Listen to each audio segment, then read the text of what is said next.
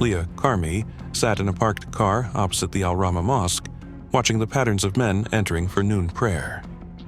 The call to prayer rolled through the street, wrapping the city in a rhythm only Baghdad knew. Leah, Israeli Mossad operative, sat where she should not exist. Her mission log would later call this moment observation start. Nothing in the file would note the unease pressing behind her ribs.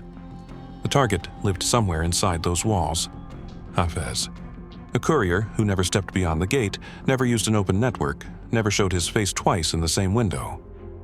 His value was not what he carried in his hands, but what he carried in his memory, routing protocols, encryption seeds, dead drop coordinates for Iranian networks. Baghdad was neutral ground. No Israeli operations, no Western footprints. The agreement had kept things stable for years. But Hafez had made neutrality a shield, using sanctity to mask state secrets. Leah had been sent to find a way through that shield, without touching it.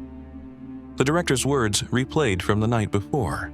The man prays 5 times a day. You cannot follow him without following God. The first risk was obvious. Any foreign interference inside a mosque, even a trace, would ignite every faction in the region. The second was quieter but sharper.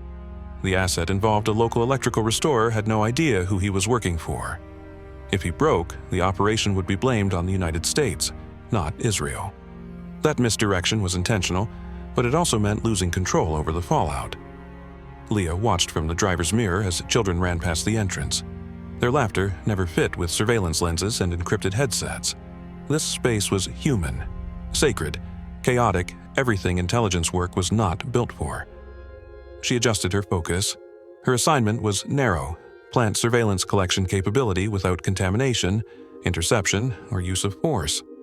But to her, even the idea of planting near a mosque was contamination enough. The internal debate had already begun.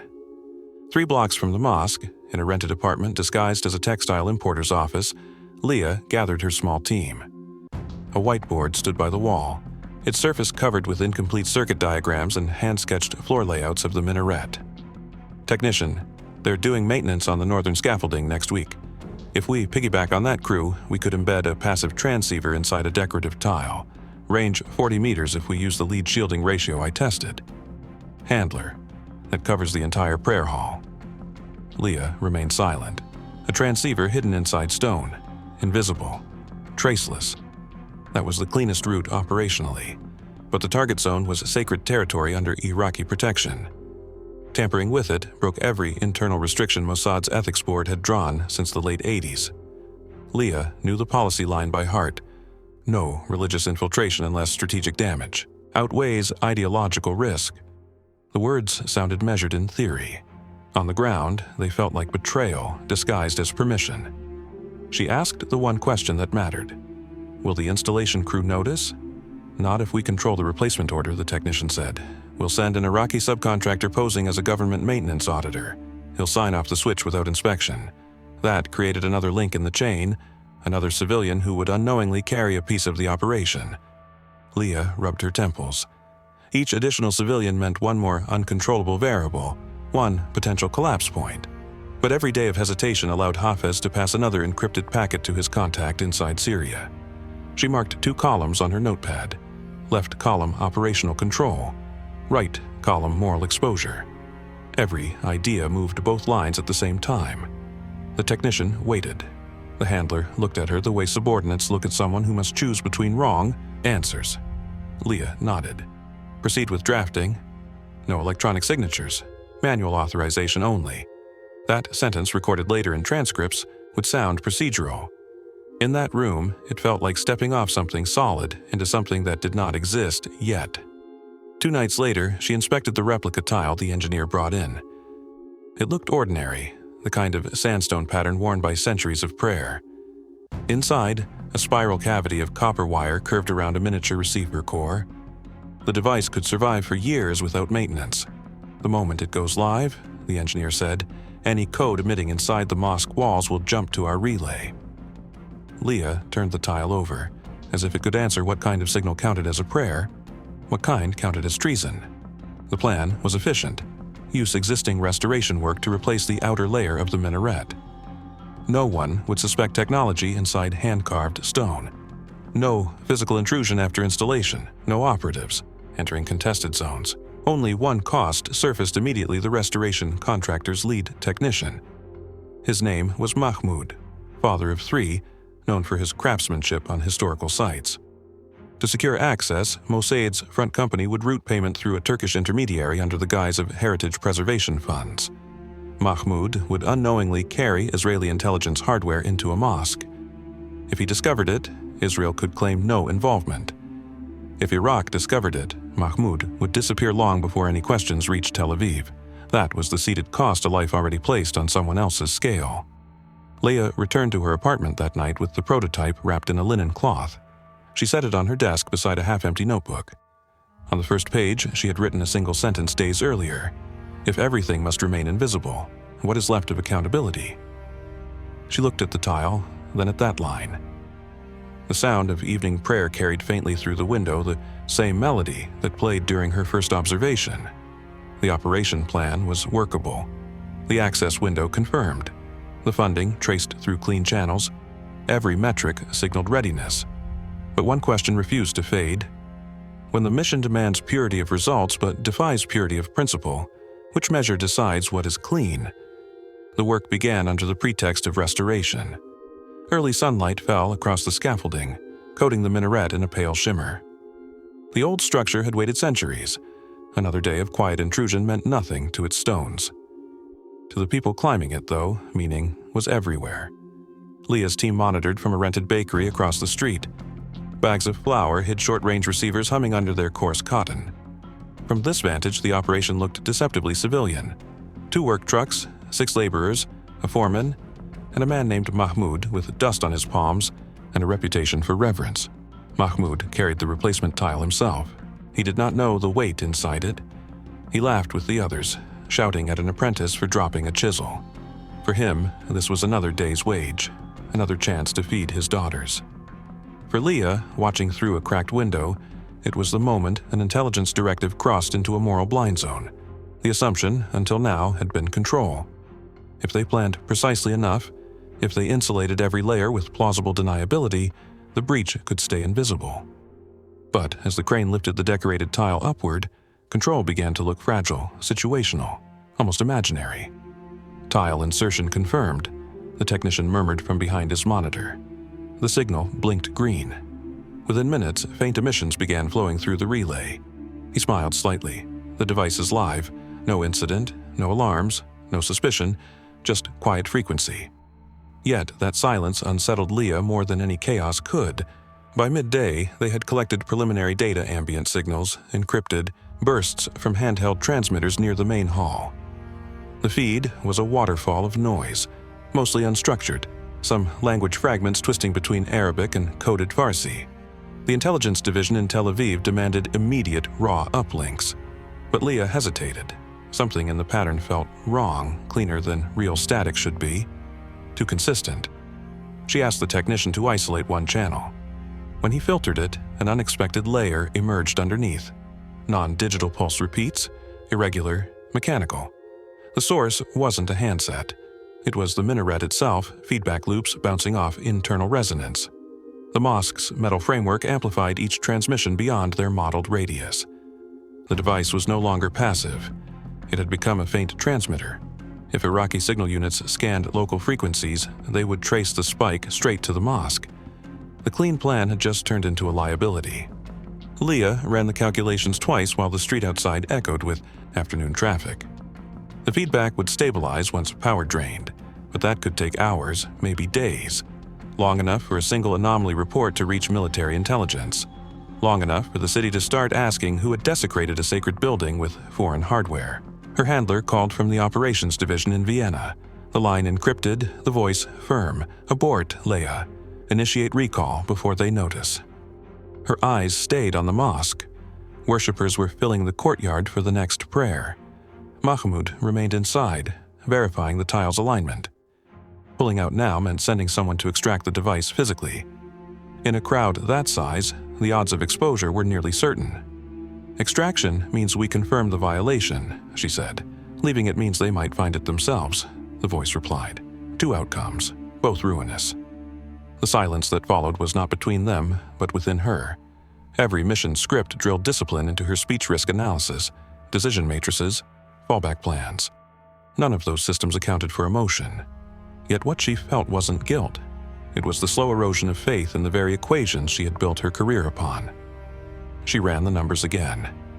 Removing the device, he asked 98% chance of local exposure, 64% chance of international escalation.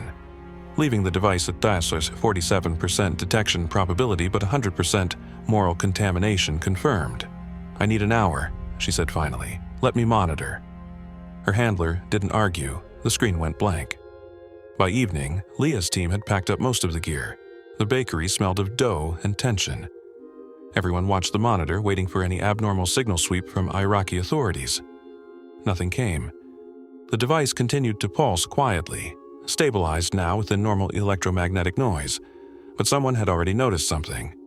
Through her radio link, one of the local intermediaries reported that the mosque caretakers had raised a small complaint to the city contractor. A worker had added an undocumented tile pattern on the north-facing side. They were curious, not suspicious yet. Curiosity traveled faster than secrecy. Leah exhaled through her teeth. They had built an operation chained to precision, but the chain's weakest link was always human notice. No algorithm could cancel observation. She considered authorizing the contingency detonating the device chemically inside the tile, erasing all circuitry with thermal residue indistinguishable from construction wear. But using that failsafe risked a collapse of the outer mosaic. A partial wall failure would raise new questions. Her technician tried to reassure her. "We can still destroy it silently during night hours. The prayer crowd will be gone." She studied the street through narrow blinds. Families were leaving the mosque, children running with sandals in their hands. The late light gave everything a fragile calm. Destroying the device meant intruding again, one more trespass in the name of erasing the first. She saw how the line no longer existed. Every attempt to cover their contamination marked a deeper layer of contact. Leah closed her notebook. "No action tonight. We wait." The technician frowned. "If they scan, we wait." The next hours moved slowly, marked by uncertainty and radio silence. Her team dispersed to avoid pattern detection. Alone in the dark room, she listened to the relay emit faint digital noise, an accidental rhythm blending with distant calls to prayer. When the last prayer ended, the relay went quiet. Signal loss. She checked the terminal again. The device had gone dark. Power failure or tampering. She didn't know which. That was the break in assumption. For all their control, they might no longer own the narrative inside those walls. She noted the timestamp. 22:03. Transmission ceased. Unknown reason. No confirmation. No sightline. No recovery. The silence filled the room like pressure. For the first time since the mission began, Leah felt fear not of exposure but of consequence, an intuition that something had already happened beyond her reach. The following morning, reports appeared on local Iraqi networks. Temporary closure of Al-Rahma Mosque due to electrical interference affecting nearby radio and communication systems. No arrests, no accusations, no names. Inside Mossad's internal feed, Tel Aviv interpreted it as neutral, no blowback, no trace. But Leah noticed a single line buried in the local dispatch. Repair foreman detained for questioning about structural alterations. Mahmoud. The name struck through every assurance they had spoken the night before. The civilian buffer had collapsed. She stared at the terminal, rereading that one sentence. Nothing else mattered. The men above her would see the mission as intact. The data collected had already revealed 3 Iranian relay points. From intelligence view, that made the operation a success. But below that success rested one unknown. What would happen to Mahmoud now that the city searched for accountability? Leah requested an extraction offer through unofficial channels. The request returned denied. Non-cleared asset, compromised lead, not recoverable.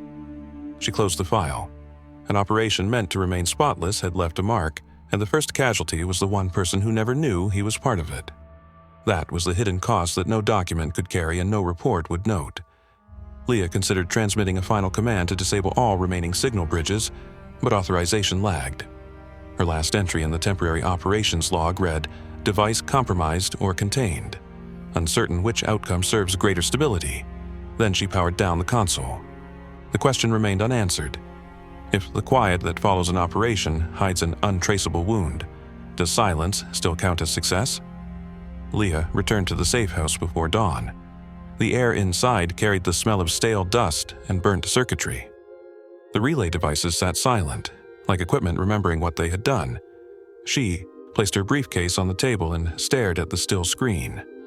The signal from the minaret remained flat. No trace. No life. When the system went dark the night before, she had told herself it was a power drop. But now, 12 hours later, the absence looked deliberate. Someone had unplugged their invisible tether. Her second-in-command, Arnon, entered quietly. He had that ex-Quidon stillness, built from years of operating under partial truth. Our network says the foreman's still in custody. No public statement. Routine questioning, they claim. Leah didn't reply. Routine questioning in Iraq never stayed routine long. Maybe they found the relay casing, Arnon added. She didn't look up. If they had, there would be armed patrols outside that mosque already. He nodded. So maybe we're clear. He wanted it to sound like closure. It sounded more like a hope dressed as strategy. At 08, the first encrypted message from Tel Aviv arrived. Urgent tasking update. Target Hafez confirmed. In transit planning. Likely exiting Iraq within 48 hours. Maintain surveillance. Confirm route. Leah reread it. Mossad headquarters assumed their system was still functioning. Still pulling intercepts from the minaret, they made operational plans based on it. Her jaw tightened. This was the incorrect assumption that no one would question the illusion of intact coverage. The analysts believed the stream from Baghdad was real. They would pass it to Allied intelligence partners, who would move assets accordingly. Even if the signal they trusted had gone dead 2 nights ago. Replay the last data snapshot, she instructed. The technician complied. On screen, old coordinates flickered a breadcrumb trail curving along the city's southern edge, last ping time-stamped before the blackout. That can't be current, she said. It's the last packet we had, and headquarters thinks it's live feed? They asked for more of it this morning. For the first time in years, Leah felt her balance slip. The mission was now operating on an echo of itself. The illusion of precision had replaced intelligence. They faced 2 choices: admit technical collapse and risk closure of the operation, or continue the facade to buy time. Both were dangerous, just in different directions. Declaring failure meant Tel Aviv would disown everything, including Mahmoud's fate. Continuing meant decisions built on ghosts. She told Arnon, draft a partial transmission. Recreate a pattern from our last clean intercept. Transmit it upstream with timestamp offset. It will buy us hours. It was falsification, not analysis. But at this point, honesty looked like a less containable threat. By afternoon, confirmation came from field liaisons that Hafez had resumed movement southward. The information matched the forged data almost exactly. Leah stared at the report, unsure which came first, the real coordinates or the illusion they had manufactured. Cause and effect blurred. She pressed her temples with both hands. We might be chasing our own decoy, Arnon said. Or we predicted his move. Prediction based on what? A relay that no longer exists? He didn't answer. At 15:12, an encrypted call came through from Operations Control. We're green-lighting pursuit, passing actionable data to field assets near Karada. Leah froze. Wait, that data hasn't been validated. We have secondary confirmation from Kurdish intercept sources. From where? Triangulated off our frequency. Your frequency. Her stomach turned. The feedback, what had looked like noise from the minaret, had been rebroadcast outward. Their own device had become a decoy beacon, relaying distortions of itself into allied channels. The target signal Hafez had used might have piggybacked on those distortions, guiding the hunt toward nothing. Every analyst trusting Mossad's feed would now center their crosshairs on an illusion. Abort the pursuit, she said. Too late. Target vehicle already designated. Inside the safe house, the air thickened. Leah reviewed coordinates. The road matched one that led from the city toward industrial districts, a civilian route, lined with roadside vendors and weekly families driving home before curfew. She checked again. No, that's not Hafez. The timing's wrong. It's the evening market convoy. Arnon's voice sharpened. We don't control the trigger authority anymore. They have it. Leah grabbed the transmitter. Then I'll inform them directly. You'll compromise the chain, Arnon warned. "I'm trying to stop a strike on civilians." But the channel to operations already closed. Confirmation codes sealed once execution orders were synchronized among partners. The system she served was now moving independently of her consent. The helplessness was almost physical, a machinery of action built to erase doubt faster than doubt could speak. They monitored the tracker feed as the convoy route blinked across the map. Leah realized the moment unfolding was a false start built on error, the culmination of every wrong assumption since the signal died. Hafez wasn't in that convoy, but someone else was. At 18:47, drone telemetry appeared briefly, thermal signatures along the minaret route, then static. She saw the outlines of vehicles, one larger than others. She knew that pattern: humanitarian aid transport. She opened the mainline encryption console and keyed in a pane-coded abort signal, a string designed to jam decision transmission by scrambling authentication channels. Without official authority, it had limited reach but could disrupt targeting systems if received within 30 seconds. The technician whispered, "If you send that, they'll trace it back here." "I know." She pressed send. For 3 seconds, the console blinked red, then silence, then green confirmation, abort acknowledged. She exhaled the false release. Relief crept into the room like air after suffocation. "They stood down," Arnon said. They waited a full minute watching the feed settle into static. No detonation signature, no thermal spike. The convoy continued moving. Leah felt her shoulders loosen. For the first time in 72 hours, something had not gone wrong. She poured water from a metal cup, her hand trembling slightly. Outside, the call to prayer sounded, calm, familiar. She almost believed it was over. Then the technician's voice broke that calm. "Check again." Another frequency just activated. Secondary drone network. Kurdish control loop, not ours. Leah froze as the feed multiplied 2 remote systems now active on the same coordinates. Her abort command had only reached Mossad's channel, not the parallel platform receiving their mirrored data. Her relief folded into dread. At 18:54, the map flared white. Signal loss, comms black. She stared blankly at the screen, unable to tell who had been hit, what target had existed there, or whether an illusion had just killed living people. Within seconds, Tel Aviv transmitted confirmation text, objective complete. Target Hafez neutralized, 0 collateral reported. She stared at the words. None of it matched what she had seen. "0 collateral?" Arnon asked softly. "How would they know already?" "They wouldn't," she said. "There was nothing to verify. The operation reported success before information existed to measure it. The system had filled the gap with certainty because certainty looked better on paper." Leah opened the final relay log. Her own abort signal reflected back at her, time-stamped 2 minutes before detonation ignored by the secondary network entirely. She shut her eyes. "We killed on a guess." By night, the broadcast silence returned. Baghdad looked unchanged from her rooftop traffic sounds, stray dogs, distant human chatter. Somewhere below, families searched for missing relatives from an explosion that no headline had yet claimed. Arnon approached without a word. He handed her a single printed sheet, internal confirmation signed by Command Authority, mission closed. Congratulations to Field Unit for precise execution under duress. She read it twice. The irony hollowed her chest. Precision had been absent all along. What they called precise was merely efficient at removing witnesses. She placed the sheet aside. "We never saw Hafez. We never verified." Arnon didn't answer. His silence wasn't agreement. It was resignation, the habit of men who've operated long enough to stop separating right from functional. They packed in silence. None of them knew whether the strike removed a threat or birthed many. As the safe house emptied, Leah paused at the door. Somewhere in the distance, over the quiet city, the call to evening prayer rose again, unwavering. For a moment, she considered that maybe nothing had changed. The world still held its rituals, its faith, its sound.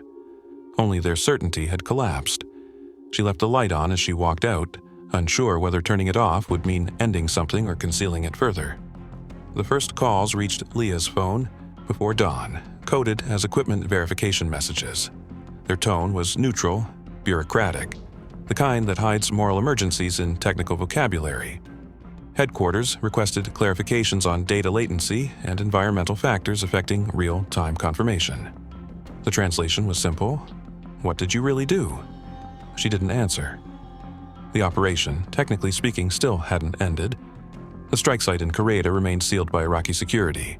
Its official description uncertain: a traffic incident, gas detonation, electrical fault. Every definition avoided the word attack. That silence was exactly what Tel Aviv had counted on. But in the hours following the explosion, subtle tremors began to surface. Local imams canceled prayers in several Baghdad districts, citing magnetic interference.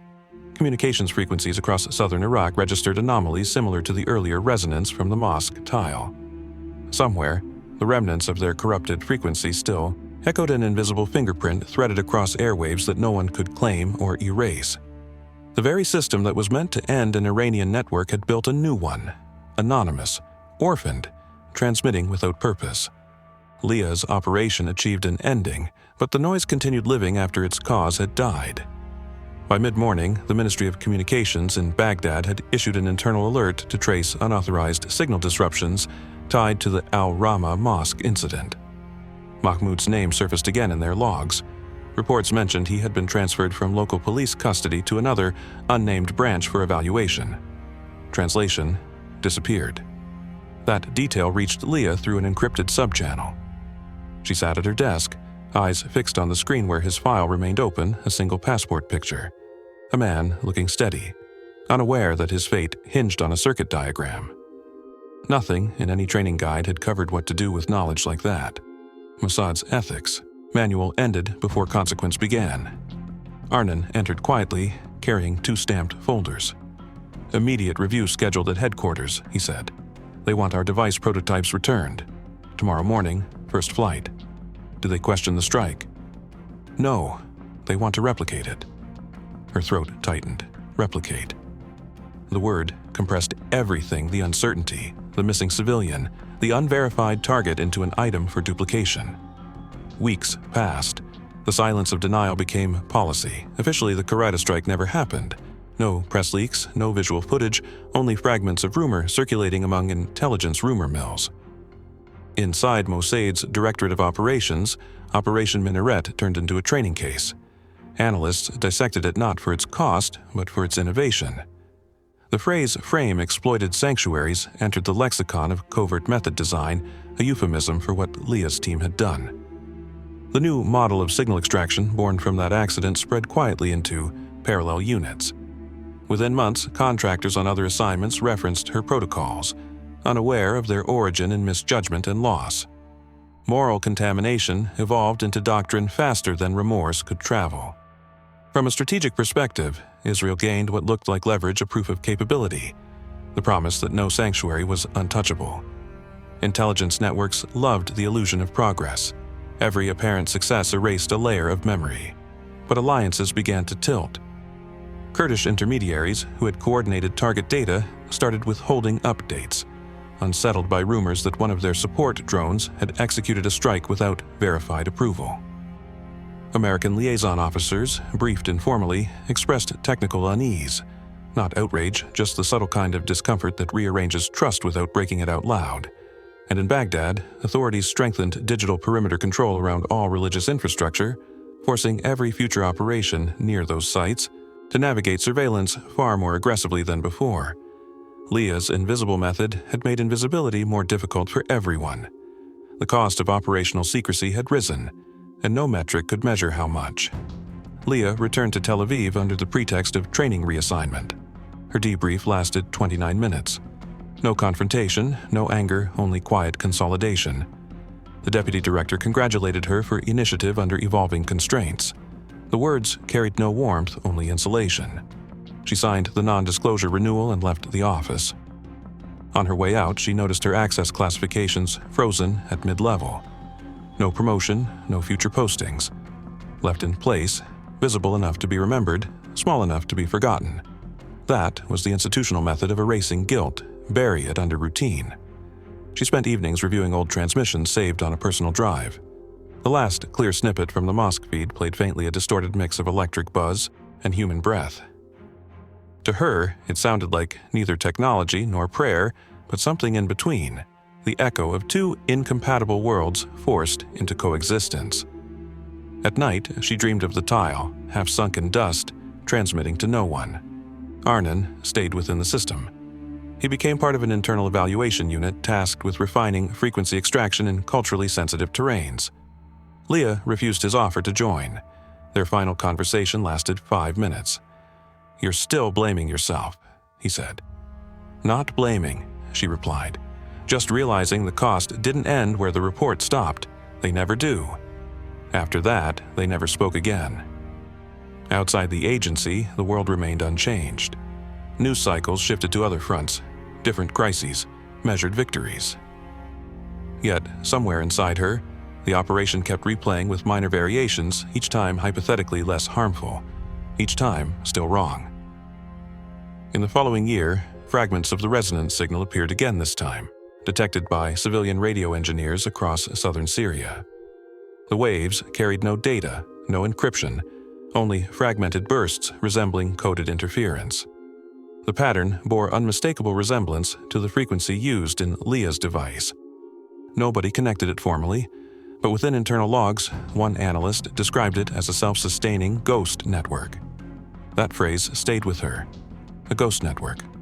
The thing she built had learned to live without orders, without purpose, without morality. The fallout of Operation Minaret existed mostly in absence, things not written, events not linked, people not found. But inside those omissions sat the quiet arithmetic of consequence. Each layer of deniability replaced truth with administration. Each substitution of clarity for speed multiplied error. Each dismissal of doubt hardened into protocol. Leah came to understand that operational necessity doesn't absolve, it accumulates. Every justified compromise becomes a foundation for the next, until the ledger loses distinction between what stopped a threat and what sustained it. Her last report contained no recommendations, only a single line of observation, untranslated in the official record. When faith becomes a tactical barrier, what remains sacred to those who breach it? No one ever replied. The question stayed archived, unclassified, untouched. She left Tel Aviv months later, her file marked inactive. The directorate continued its work with new officers, new codes, new operations that would someday claim similar balance between necessity and restraint. For the agency, silence was normal. For Leah, it was inheritance. She kept one memory unedited, the light inside the mosque just before it fell under surveillance, a glow that no intelligence service could replicate, only violate. She never knew if the world grew safer after that, only quieter. Hidden Ops continues.